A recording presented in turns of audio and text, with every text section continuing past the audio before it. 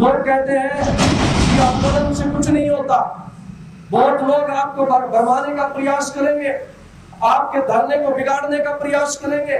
आपके जैसे ही इकट्ठे होते हो, आपके इकट्ठे होने से बहुत सत्ताधीश अहंकारी घमंडी लोगों की चूल्हे हिलने लगती हैं। वो तमाम तरह की कोशिशें पहले भी कर चुके हैं, आगे भी करेंगे। इसलिए मैं आज आप लोगों को जागरूक करने और आप लोगों को ये कहने आया हूं कि कमजोर मत पड़ना। इन लोगों से मैं 8-9 साल से लड़ रहा हूं। क्रैशर माफिया के खिलाफ लड़ाई हो, माइनिंग माफिया के खिलाफ लड़ाई हो, मैंने अपने 8-9 साल के संघर्ष में आदरणीय बुजुर्गों बहुत कुछ सीखा, बहुत तरह की दिक्कतें झेली हैं।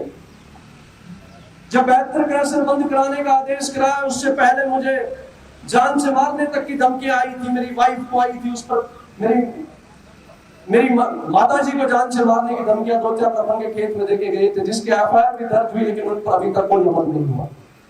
मैं आज भी उस लड़ाई को भी लड़ रहा हूं। तो मैंने एक चीज देखी है कि ये डराने का प्रयास करेंगे, ये धमकाने का प्रयास करेंगे, या आपके धरने को बदनाम करने का प्रयास करेंगे, लेकिन लोकतंत्र में तमाम आंदोलन इस बात के गवाह है। चाहे 1990 के दशक में बब्बर शेर रघु यादव के नेतृत्व में जलयुद्ध की लड़ाई हो, उसके बाद चाहे हमारा क्रैशर आंदोलन रहा हो, चाहे देश के पटल पर देखा जाए तो 2011 में अन्ना आंदोलन रहा हो, जब भी लोग इकट्ठे होते हैं तो समस्या का समाधान होता है।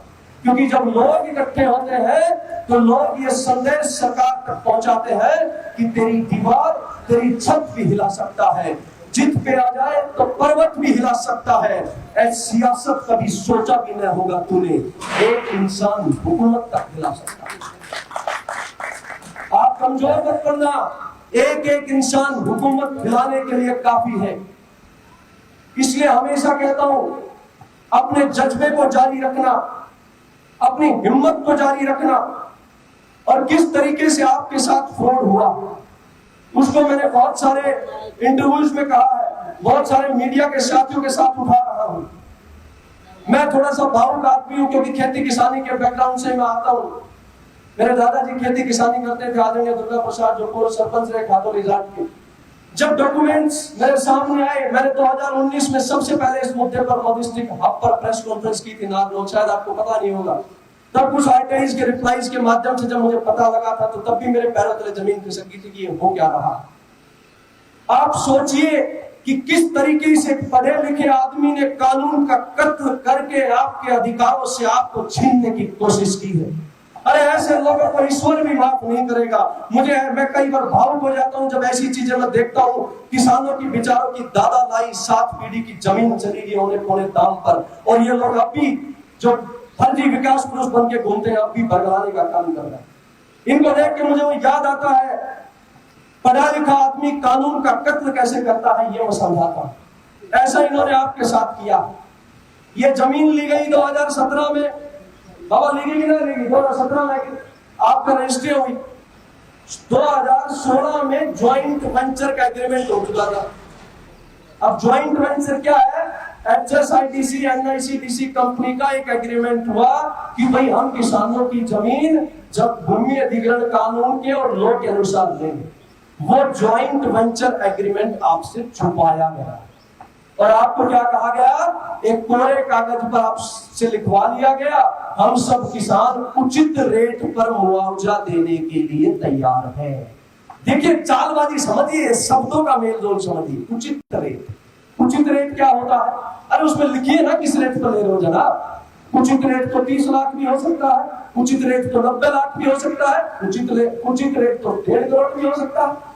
किसानों ने यह सोचकर साइन कर दिए कि एमएलए साहब हमारे जनप्रतिनिधि हैं। और देखिए, किसी भी जनप्रतिनिधि पर विश्वास करना जनता की गलती नहीं है। जनता चुनती है तो जनता विश्वास भी करती है कि भाई आईएएस है, पढ़े लिखे व्यक्ति हैं, हमें सही मुआवजा दिलवाएंगे। जैसे ही रेट नेगोशिएशन कमेटी बनी और साइन होने के बाद बताया गया, अच्छा बताया नहीं गया, रेट थोपा गया कि आपको 30 लाख रुपए तक दिए जाएंगे।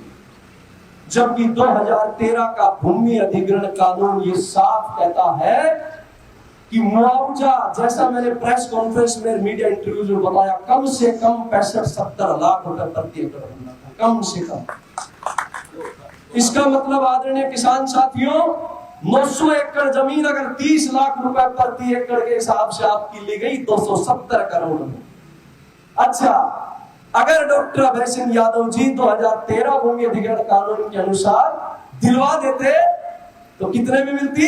आपको 65-70 लाख रुपए न्यूनतम मिल जाते, आपको फायदा हो जाता। कंपनी के लगते 630 करोड़, अगर 70 लाख रुपए प्रति एकड़ का मोटा मोटा आंकड़ा लेके चले तो कंपनी को कितने में खरीदनी थी जमीन?